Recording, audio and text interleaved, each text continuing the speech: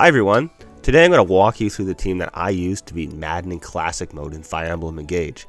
I beat all the chapters and paralogs in the game with no deaths, and I completed it in around 170 hours of playing. I pulled a lot of my hair out doing this, but I have to say it was a blast.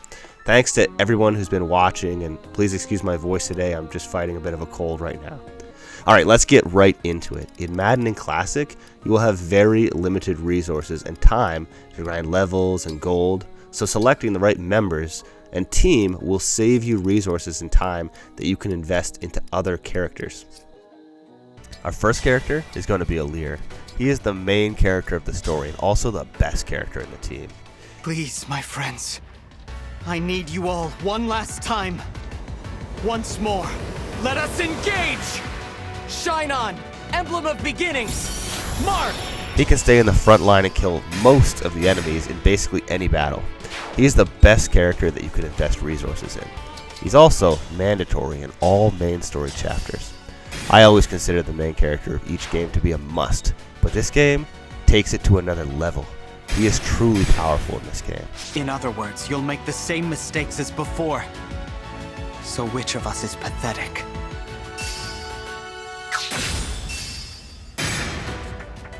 I pair Alear with the Emblem of Three Houses. Alear's power mixed with the versatility of Edelgard, Dimitri, and Claude absolutely makes this matchup a no-brainer. Edelgard! Count on me. Claude's weapon, Fail Not, allows Alear to take down flying units in one hit, which, if you see my playthrough, has saved me many times. This man can break almost any foe with his weapon triangle versatility. Thank you, Alear, for being the best character by far. My second pick is Anna.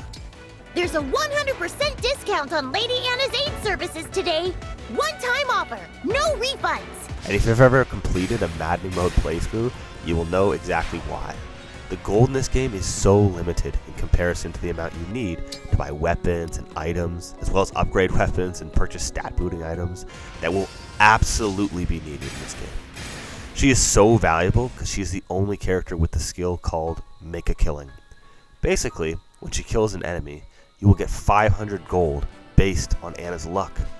This skill is invaluable to this game. Whether you like her or not, she will be a must-have member for your entire Maddening Mode playthrough. I pair her with Emblem Tiki.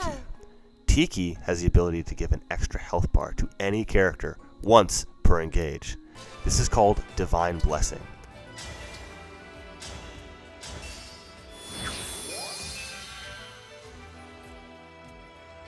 Stacking these two skills together makes this character so overpowered, and I love it. Alear is always going to be my top pick, but these skills actually made me consider her for top spot, and that is saying something. Alright, up in third place we have John. I want us all to make it home alive. Be strong, Divine One. I believe in you. And he's going to make you mad for a couple of chapters. I mean, this guy is dying from one hits by average enemies. I swore when I first used him that if he survived, I'd kill him myself for wasting so much of my time. Father, I told you, you don't need to worry about me. It's not like I'm never coming home. This is one wound. You're going to get frustrated, but it'll pay you back for your time in the mid to late game. He's going to become one of your top tankers for sure. I suggest promoting him to Griffin Knight because having a tanker with this much move stat came in more handy than I ever could have believed when I started. Grind him for a few chapters, and in mid-game, he will be on your front line for sure.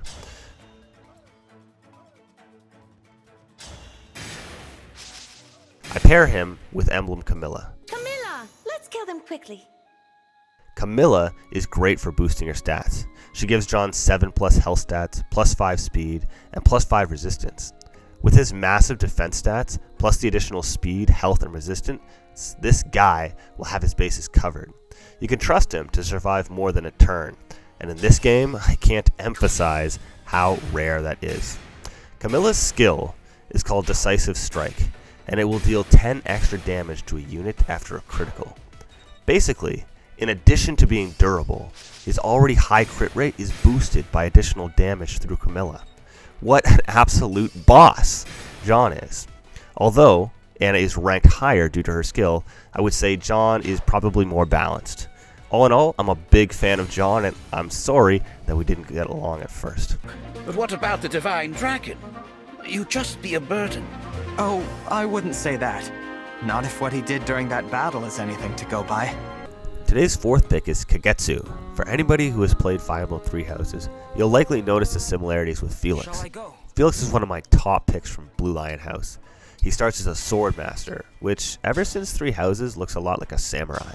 I don't know, I just love samurai movies, so I have to be honest, I'm already a little bit biased towards him just based off of his animations. That being said, he's actually a really useful unit. You want a unit with this high of speed for sure. His speed is going to allow him to hit criticals more often than even feels right in this game, and his ability to avoid helped him stay alive so often. His biggest weakness is magic and resistance. Don't have him attack with magic weapons as they'll just go to waste on him, and be careful around other magic users. I promoted him to a Griffin Knight as well, just to increase his resistance, which I thought helped make him a more balanced character. He was a great help to clear mages, assassins, basically any enemy with low health who you consider to be fast with high damage. He's pretty good right away when he joins, which allows me to put effort into other characters. Since he's a solid sword user, I pair him with Marth to make his avoid even higher. They're a perfect fit for each other. Marth increases Kagetsu's avoid by 30, which makes Kagetsu almost unhittable. Marth will also increase his health points by 40% if he is damaged down to under 40% at the beginning of your turn, using the skill Unyielding. Big thank you to Kagetsu for already being good and allowing me to grind out other characters. John. This occasion is no different than any other. My belief in you has never once wavered. Alright, in fifth place we have Seagull. Seedal. Thank you. I am Seedal, a traveling dancer. Sorry, that was cheesy, but I swear that's what I heard the first time until reading his name. He isn't really a fighting character at all. Technically he can fight, but it's virtually useless. That being said, his skill to dance definitely earns him that top 5 spot. I go on and on about Alear, but without Seedal, I wouldn't be able to use Alear twice in a turn. From one way of looking at it, he's almost as valuable as Alear, but the best you can really hope from an enemy attack is that they miss and that he does a little bit of damage. He's easy to level up and survive one turn of combat, which is rare and also really all you need from him. I used him every single turn, which meant that he leveled up really fast. He's not a character that you're going to have to grind, but he is a necessity on your team. In my run, I mostly used him on Alear and Anna, but if they were out of range, he was always good to use on the healers. In Maddening Mode, I have to use every healer basically every turn, and an extra healer can go a long way. I was thinking about changing his class to a Wyvern Rider to make another strong fighter for the team, but I have those already. There's no reason to grind out another tanker, which takes away resources from my mains, when I can just have Seedal dance and reuse my mains. Since he's a dancer, his main purpose is to survive, and you use his skill each turn. So I paired him with Leaf to boost his stats for health and defense. In most battles, I didn't even have to protect him much, which made him a huge asset. I wasn't sure about your dance moves at first, Seedal, but hey, as long as Alear's into it, you're good in my books. It would be my pleasure. This world, wonders upon wonders. Next up, we have Fogado. Now, I'm not a fan of archers at all, but with the number of Griffin Knights and Wyvern Riders, it's hard not to use at least one. Wyverns and Griffin Knights have crazy move and tons of health. A lot of the time, it would take multiple units just to take down one. You think we can make a comeback? Yeah, that's what I love about you, Divine One. Fogado made it to number 6 on our list because of the enemy type, not necessarily because I found him so great myself. There are several other archers in this game, but none of them compared to his base stats. Movement is also one of the most useful stats in the game, and seeing as he was already mounted, that gave him the upper hand in my opinion as well. Even though I'm not a fan of archers, I have to say that paired with Lucina, he brought a ton of value to the team. Lucina's skill, Dual Assist, allows him to chain attack even when he's far away. Seeing as though there are so many enemies with large health bars, it's nice to have the added damage of chain attacks being added in so much. Lucina also gave him a boost of 30 avoid when using a bow, which really helped me out, because I need everyone fairly close together in combat. Now, I'm still not a fan of archers, but if anybody is going to change my mind, it will be you, Fogato. I'm Fogato, Captain of the Sentinels, and the Prince of Solm. Welcome to my family's palace. Every good team needs a healer, and ours is Hortensia. We've already named off some of the best tankers. These characters tend to take the spotlight, but without Hortensia, they would have to use their turns healing. She is necessary to make those characters maximally effective. No more sadness, Divine One. I'm tired of it. Let's get everyone through this. I believe in you. I've used the Time Crystal often for Hortensia. She's very easily taken down by enemy units in 1 or 2 hits.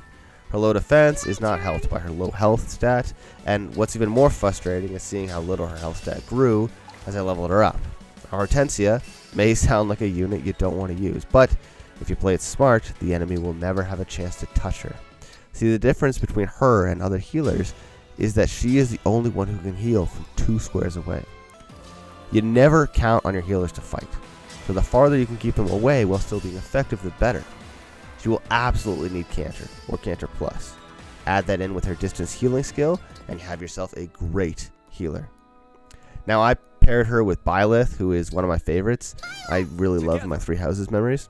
Anyway, she can use the Goddess Dance to make another move for 4 allies around her, including Cedal. Just take a second to think about how broken that is, okay? It's amazing. And I credit so many of my boss kills to this skill. Honestly, I don't know if I could do Maddening Mode without it. She's a backline character for sure, but don't get me wrong, she is the backbone of your team. Hortensia, as crazy as you are, you'll always have a place on my team. Put that away, Rosato. I'm on the Divine Dragon side now. My sister is too. Next up, we have Marin. Now, I've seen a lot of playthroughs where people prefer Panette to Marin. The 2 characters do come at the same time, so most people will choose one or the other. You are incredibly cool, Divine One, and so is everyone here. There's no way we're losing. Right off the bat, I noticed that Marin had decent stats, though. She was getting kills with relative ease, and I didn't have to worry about her dying in 1 hit. When Panette hits, she hits hard, and even has a skill of plus 10 crit. But what's the point if her speed is so low and I can't count on consistent hits? I prefer weaker but consistent attacks over a character that's super powerful but unpredictable. Marin's skill grants her hit and avoid of plus 5 for female units within 2 spaces. These skills fall more in line with how I like to play the game. Now, I did wish that I chose Lear to be female though after seeing that skill, but after 100 hours, there's just no way that I was going back to change it. I paired Marin with Hector to benefit the stat boost from strength, build, and defense. These stats complemented her really well and made Marin even harder to kill. Marin, if you feel bad about being ranked 8th, just know that Hector feels even worse about it. I used to think I could protect everyone I cared about with nothing but my own strength. I couldn't have been more wrong. It was only with the help of trusted friends and allies that I survived the Black Fang. Now, when you look at Zelkov, you would think that he should be ranked near the top. He's a dark, brooding character with really cool animations and great base stats. Must we be so melodramatic? I suppose for the Divine Dragon I can make an exception. When you play in normal mode, he will blow your mind. His speed is fantastic and you can put him to great use. When it comes to Maddening Mode though, I'm ranking him 9th for a couple of reasons. He's great for killing very specific characters, Griffin Knights and magic users, but when it comes to armored units like generals, I found that he would often deal no damage, even when I leveled him up quite a bit. He was a bit of a grind to level up because of this, but his growths are all really good, so he has some serious potential mid to late game.